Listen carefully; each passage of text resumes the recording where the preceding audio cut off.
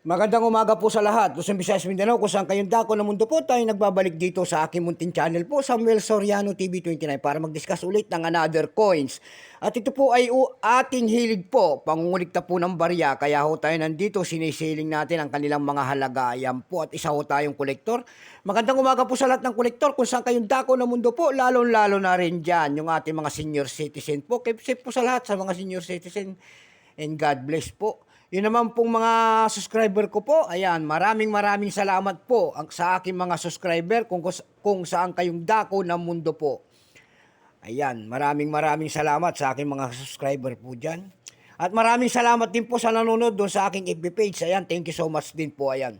Yun namang hindi pa po nakapag-subscribe dito sa aking YouTube channel at gusto nyo ang ganito mga topic po about coins, sinisiling natin ang kanilang mga halaga para malaman natin sa pamantayan mga platform kung ito po ay mataas na. Ayan po, magandang umaga po sa lahat ng kolektor. Ang pag-uusapan po natin ngayon ay pera po ng Malaysia.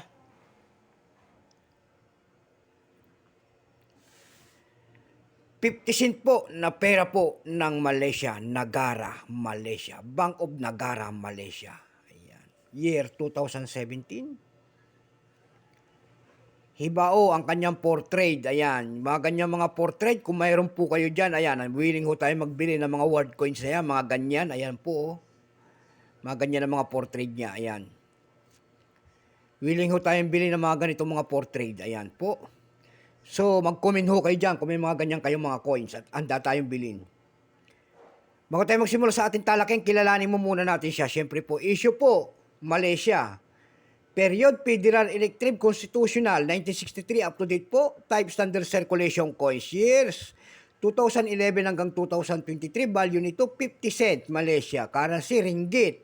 1967, up to date po. Composition po nito ay nickel, brass, glad copper. May bigat po itong 5.66 grams. May haba po itong 22.65 mm. May kapal po naman itong 1.92 mm. Hugis po, syempre bilog. Orientation niya, middle alignment. Number N-23737. Reference number KM-204. Ayan. Kung tawagin yung flower na yan sa kanila, yung bulaklak na yan ay Spanish flower. Ayan, napakagandang pangalan.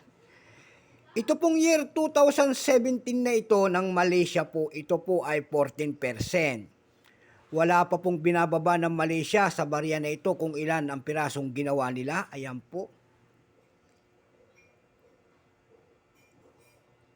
Wala rin mintage po ito, wala pa pong piraso. Ayan.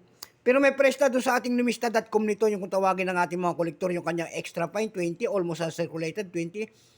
At ang circulated po nito ay nagkakahalaga na po ng 56 pesos.